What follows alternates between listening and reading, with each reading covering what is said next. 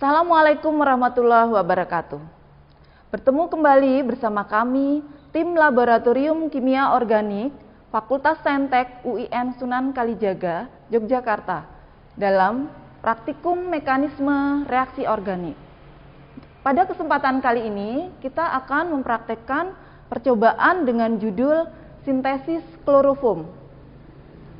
Tujuan dari percobaan ini adalah untuk mempelajari reaktivitas hidrogen alfa pada aseton dalam sintesis kloroform. Nah, sebagai landasan teori, di sini saya akan menyampaikan sedikit keterangan terkait kloroform. Kloroform dengan rumus kimia atau struktur kimia CH-Cl3 termasuk dalam kelompok senyawa alkil halida dengan nama lain triklorometana. Umumnya, kloroform dikenal sebagai bahan pembius, tetapi sebenarnya kloroform banyak digunakan sebagai pelarut nonpolar dalam laboratorium atau dunia industri. Wujudnya berupa cairan, tetapi mudah menguap.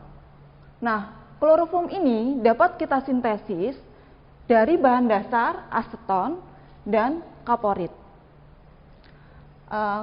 Seperti kita ketahui, rumus struktur dari aseton adalah seperti ini, di mana umumnya ikatan antara C dengan H itu adalah ikatan yang stabil, kuat, dan tidak bersifat asam.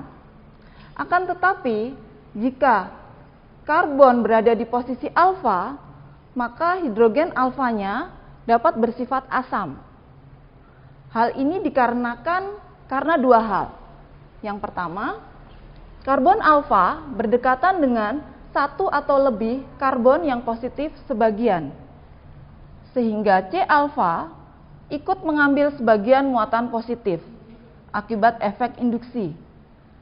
Jadi karena elektronegativitas O ini lebih tinggi, maka elektron ikatan lebih tertarik ke arah O.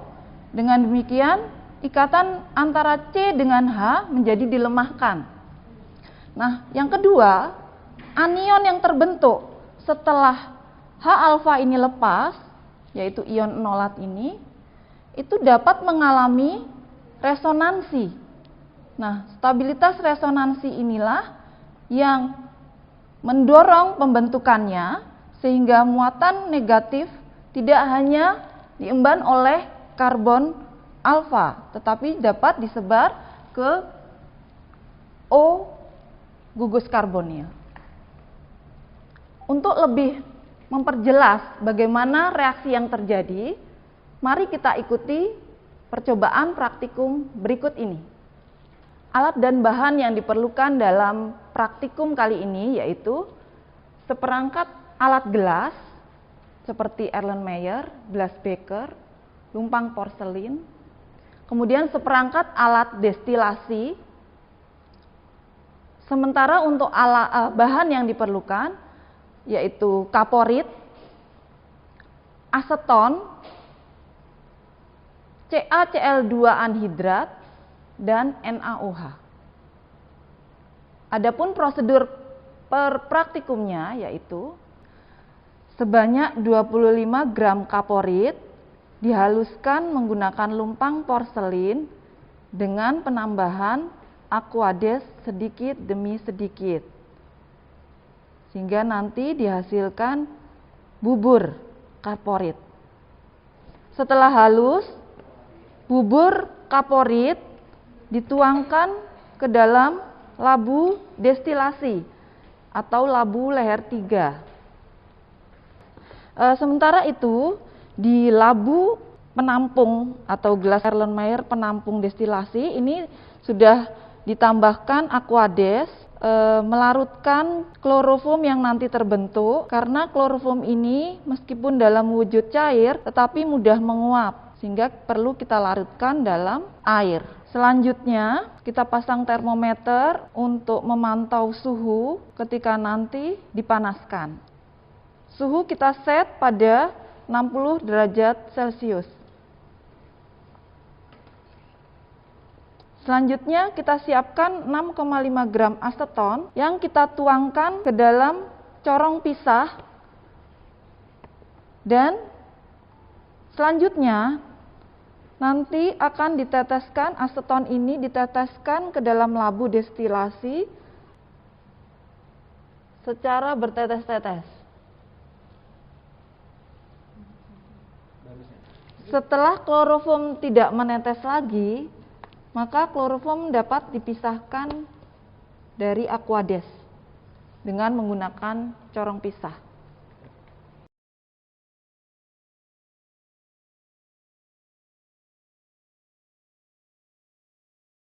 Di sini terlihat dua lapisan, yang itu berarti kloroform dengan berat jenis yang lebih berat daripada air berada di bagian bawah.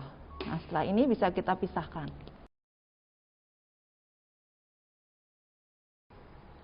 Kemudian kita tambahkan NaOH 2% untuk membantu memisahkan kloroform dalam air.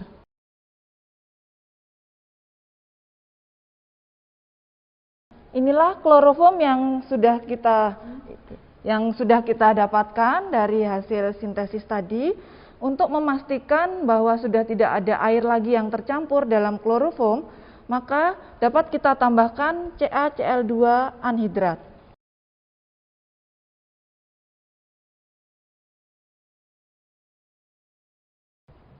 Nah, inilah kloroform yang kita peroleh dari hasil sintesis dari bahan dasar aseton dan kaporit. Wujudnya berupa cairan dan mudah menguap.